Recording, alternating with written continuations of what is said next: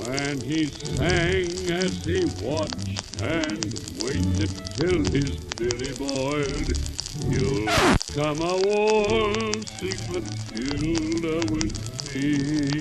Come a waltzing Matilda with me.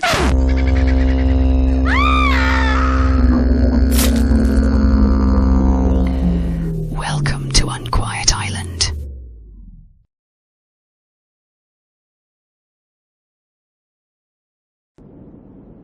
Unquiet Island, a novel by Richard Montgomery.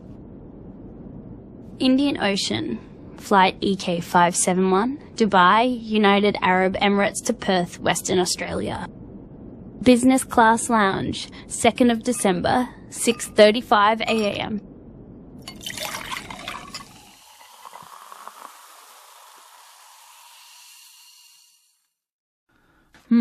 That's not actually true, is it, Mr. Kidd? Said Bobby. Why? Said Kidd. Kidd had slurred his story surprisingly succinctly.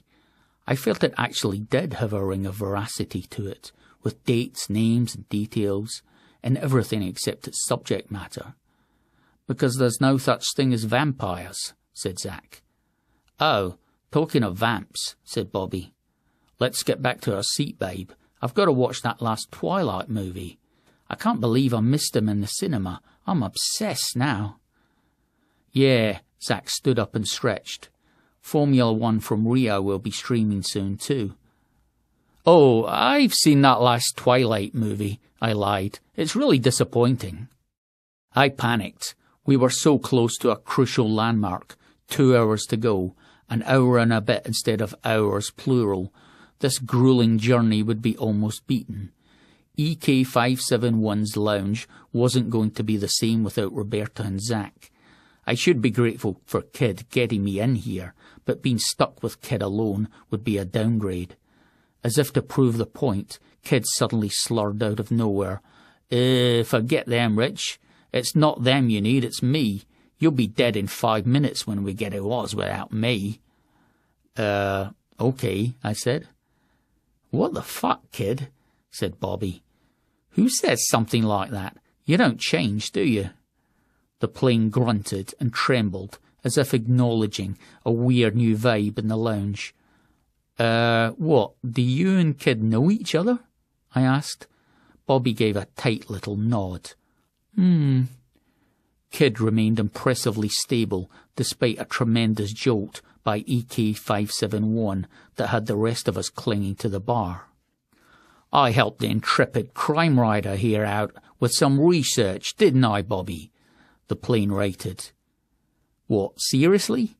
You know this guy, babe? Asked Zack. Yeah, Bobby murmured. Zack was amazed. So was I. I had taken Bobby's clipped responses to Kidd as a reaction to his instant unlikability. If someone as lovely as Roberta hadn't acknowledged that she knew him, it must be because of something really bad. Oh, tell me about it. I asked because I was genuinely curious, but more importantly, to distract them from the temptations of the in-flight entertainment system. That plan was scuppered by a bout of shuddering, followed by an electronic ping that struck like a chime of doom. The inevitable captain's announcement followed. Ladies and gentlemen, we are just over 2 hours from Perth, but unfortunately, just as we are approaching the Tropic of Cancer, the tropics have a leaving present for us in the form of a very bumpy tropical storm. We are expecting a lot of turbulence, so please return to your seats and fasten all seat belts. Well, I guess that's it then, Zack offered me his huge hand. It was nice meeting you blokes. My heart sunk. Then the plane lurched again, and fear overwhelmed disappointment. A steward popped his head into the lounge and reiterated the captain's announcement. Kidd scowled at him, as if considering alternatives, but then shrugged. Yeah, I guess that's it. Bobby, it was interesting meeting you again. Is that the word? She scowled at him, then brought out her warmest smile for me. Was lovely meeting you, though, Richard. I was about to offer my hand, but to my delight, Roberta approached me with her arms wide. My torso tingled in anticipation.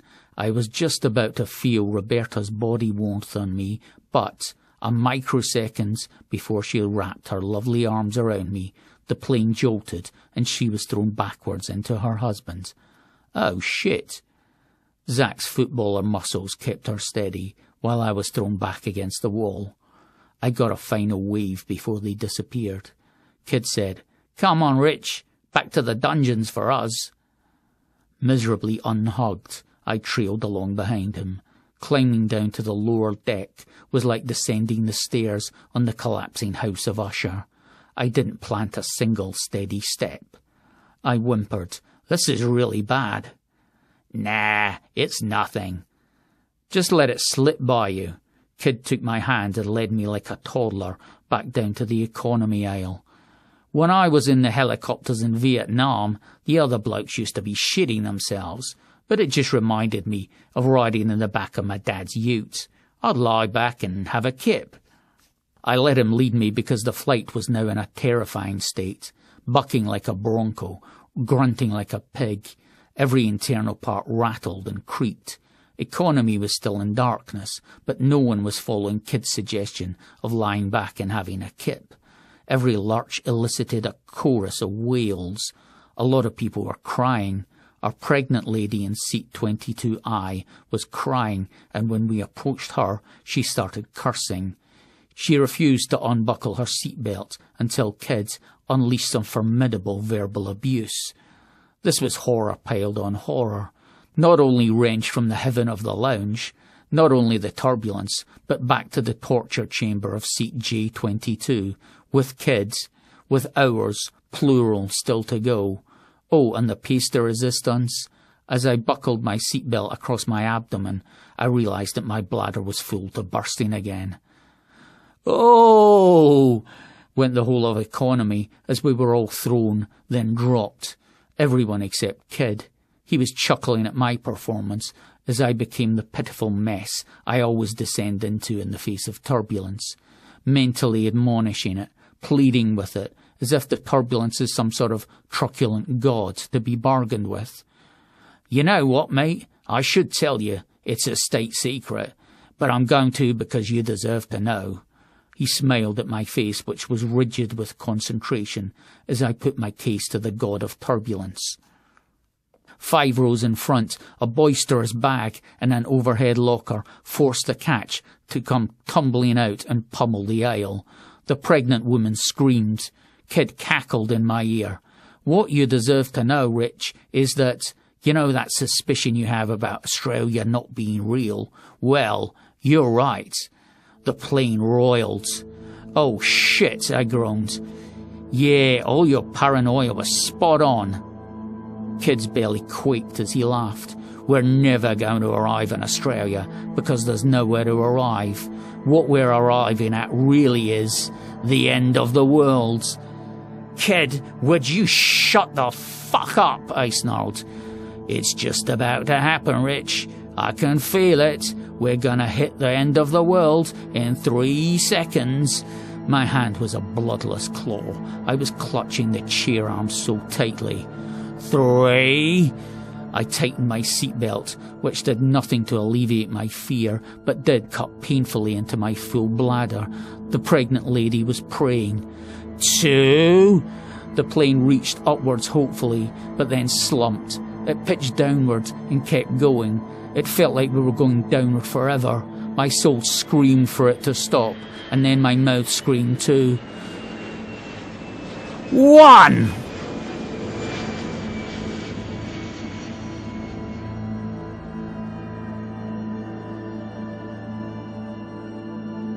Unquiet Island, Chapter 2, was written and read by Richard Montgomery. You can read or listen to more chapters at www.crowfoot.com or click on the link in the podcast or video description. You can listen to some of the Australian ghost stories that Richard Montgomery collected during his Unquiet Island journey in the same place.